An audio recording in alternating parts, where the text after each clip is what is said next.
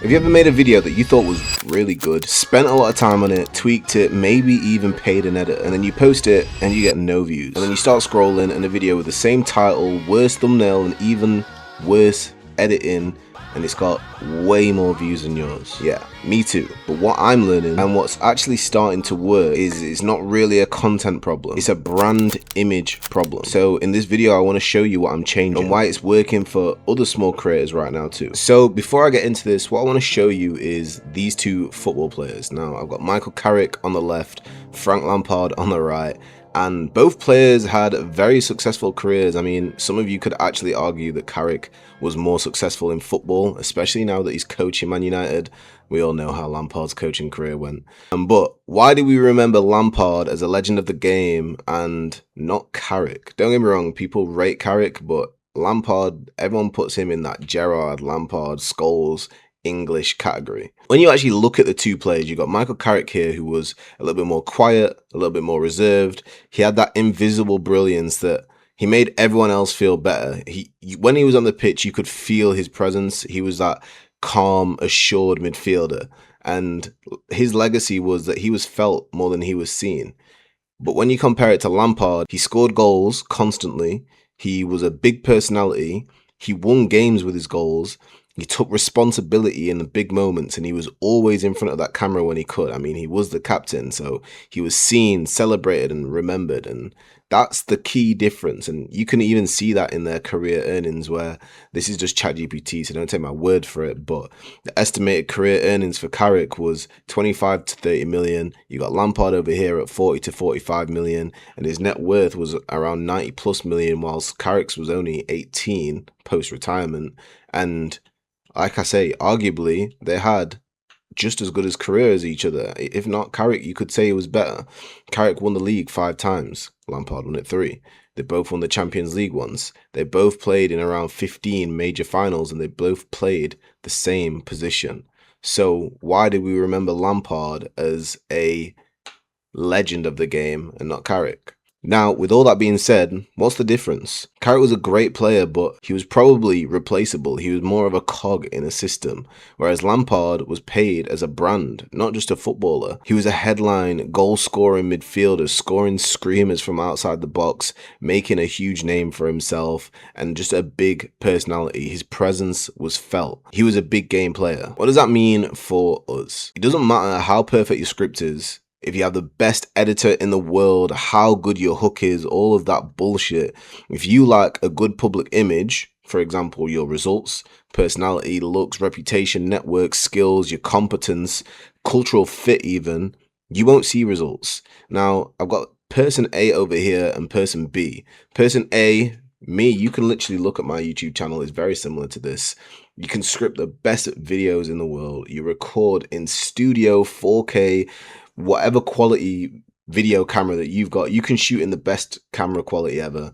Cinematic editing, you could pay the best Adobe After Effects editor to edit your shit, and you can still get 200 views. Whereas person B can do the exact same thing as you, the exact same thing, but they actually get results and they blow up and they start making a shit ton of money.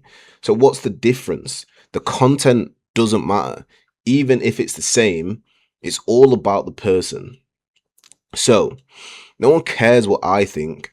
I don't have a crazy story. I don't have results. My life doesn't look like content.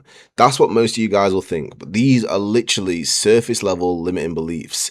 So, the way I see it is that your public image just mirrors personal growth. And if it's lacking, it's adjustable.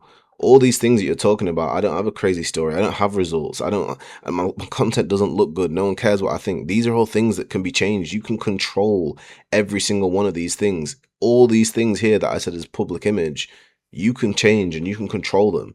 You can choose who you network with. You can choose what skills you decide to work on. You can take care of yourself, take care of your body, take care of your skin, take care of how you look and feel better about yourself. You can get better results. All of these things are changeable. You don't need a crazy life. You just need relevance to your dream follower. So, most people decide you're not worth listening to before you even finish your first sentence. And it's not because what you're saying is bad. It's because they've already made a judgment, and image isn't how you look, it's how you're actually perceived. Your brain does this automatically in milliseconds. It literally decides whether to trust someone or not.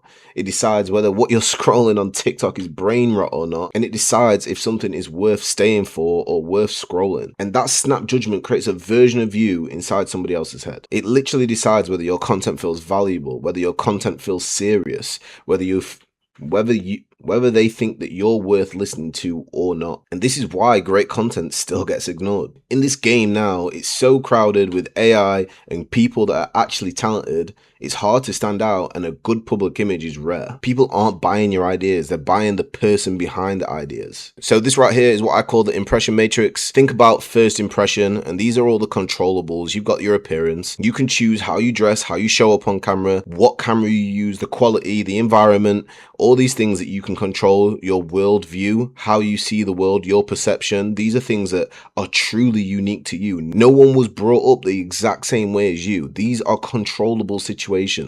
You've got your communication style, how you communicate, the language that you use, your cultural fit, how you resonate with somebody else, your visual quality. Again, this goes down to what I was saying about the appearance. You've got how you dress, but not only that, you've got your camera quality, what systems you use, how you show up online. These are all controllable things that you need to work on to set yourself apart. So how do you use this to get more views? The truth is, stop chasing more views. Everyone keeps chasing more views and you don't need it. Viral hooks and fancy editing don't make a good video. You can write fancy hooks and viral edits with AI in 2 seconds. A good video leaves a lasting impression. It makes somebody feel something.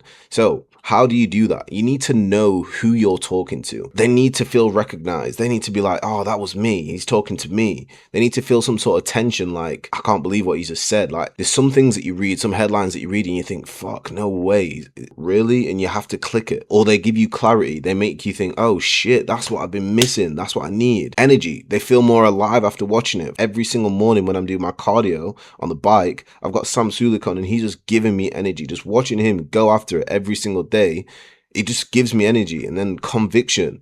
People need to feel what you're saying, not like you're just reading from a script. They need to feel what you're saying. They need to be like, wow, like he's got so much conviction that he can't be wrong. He would look stupid if he was wrong. He believes in himself that much. They need to resonate with you so it stays with them after they scroll. So people don't remember what you said. They just remember how you made them feel, and that feeling decides everything. Your competition wins because they're not chasing attention. They're creating a reaction that lasts way after the video ends. And some of the people that you might even inspire to be like Iman Gadzi, you remember him by the way he makes you feel, his image. He's got these clean watches. You've seen him recording content since he was young. You know his mission and his purpose and how he's looking after his mum. Like, these are all things that he does, and that makes his public image, and that's why he's got a cult like following. And it's the same with Alex Hormozy. You know he was a personal trainer. He's built these gyms, and all he does is make business easier for the business guys. He's got his own little image going as well. He's got the trucker hat, he's got the plaid shirt. You know him from his look. And Andrew Tate, you don't see Andrew Tate without seeing a supercar, and you got the Jesco there. You got him boxing. Don't even get me started about that fight. But yeah, he values strength, his brotherhood. Like, these are all things that make Andrew Tate's public image, and it's so important. And if your content doesn't make your audience feel something, it won't do anything.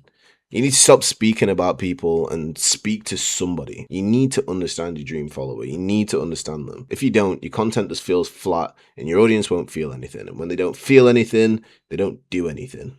And like it says here, you can't move people that you don't actually understand.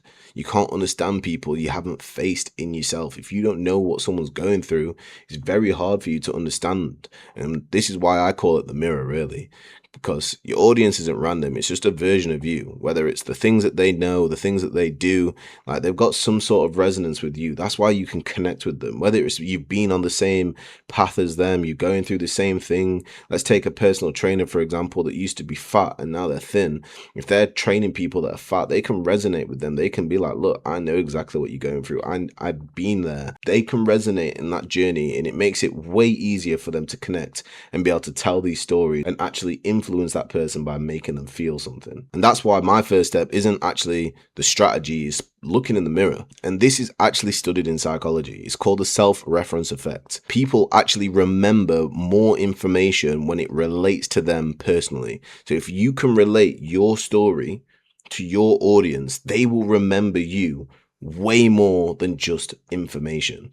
If you can connect your information and your experiences with them, they're way more likely to recall it effectively. They're way more likely to remember you. If they know what you're talking about and they can feel it, they'll remember it. So humans remember, trust, and act on information more deeply when it relates directly to themselves. Simply, all it means is people don't engage with information, they engage with identity. When someone feels this is about me, that's when their brain pays more attention, feels more emotion, and takes more action. We want people to start taking more action, whether that's a like, whether that's a follow, whether that's a share, whether they comment on your content, whether they buy into your program, whether they want to work with you. We just want people to take action, and the only way we can do that is by making them feel something in our content.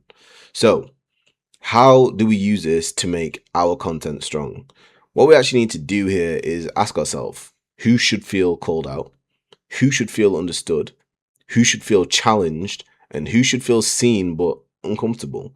Now, if you're looking at this and you're answering like, look, I just want everyone, you're already lost, because you make something for everyone, you make something for no one, because you're never going to make every single person happy. Now, this is rule number one. You're always going to piss somebody off. You have to crack a few eggs to make an omelet. Now, here's a scale, and this is actually what you want. You never, ever want to be in the middle. If someone just looks at your phone and thinks this is average, neutral equals invisible. Your goal isn't to be liked, it's to be recognized. So you need to make your dream follower either feel excellent or you need to make them feel rage. Anything in the middle is just, it's not good enough to make them feel something. So this is what I would say to do. I would just say, do this every time before you post. So before you post, you need to ask, does this feel personal or performative? Do I feel like this is actually part of my story? Like, I'm reading this to you. This is what I'm doing now with my content. This is very personal. This is me documenting. Like, this video will probably get, hopefully it gets 50 views. I'd be happy if it gets 50 views. But if you go back to some of my older videos where there was perfectly scripted, I had a great camera setup, I had great edits, it can feel performative because I was talking to people as though I'd already made it. Now, don't get me wrong, my other channel, I got 8,000 subscribers. I've made like 25 grand off one video, but I'm talking as if I'm a guru and I'm still doing that when that's not the case. So you need to feel personal. It needs to feel relatable. Am I speaking from experience or am I speaking from theory? Those videos were theory. Now I'm in the field, so this is all experience. You're learning exactly what I'm going through. And is this video trying to connect or is it trying to impress? Now, if you're trying to impress, you're just not going to impress no one. You want to just connect deeply with your viewer. If your content doesn't feel personal, it won't feel powerful. So if I was to take away anything from this video, and the things that I'll be doing is I'll be speaking to one person in my content. I'll be looking in the mirror and I'll be thinking, what do I need help with? What am I struggling with? What could the person that's watching me really benefit from? Like, really trying to connect with my viewer and show them every single thing about me, rather than just trying to build this perfectly AI generated clean content. Just making sure that they resonate with me as a person, and that way you're going to connect way more with the viewer and it's going to be way more beneficial for you. So yeah, if you do want to go through the mirror, I've actually got a set of questions that I ask myself to make sure that I know exactly who my dream follower is. Obviously your ICP is just a subsection of your dream follower. So if you want to go through that, it's linked in the description. It's in my school. My school is free, so make sure you go join that. If you need any help, go check out my Instagram, drop me a message. I'm very active on Instagram, so if you need any help, I'm always there. Just drop me a message. I'm glad that you guys watched the video. Let me know in the comments, are you guys struggling? Are you a small creator? What are the struggles that you're finding? Let me know. I'd love to hear from you guys, and I'll catch you guys in the next video.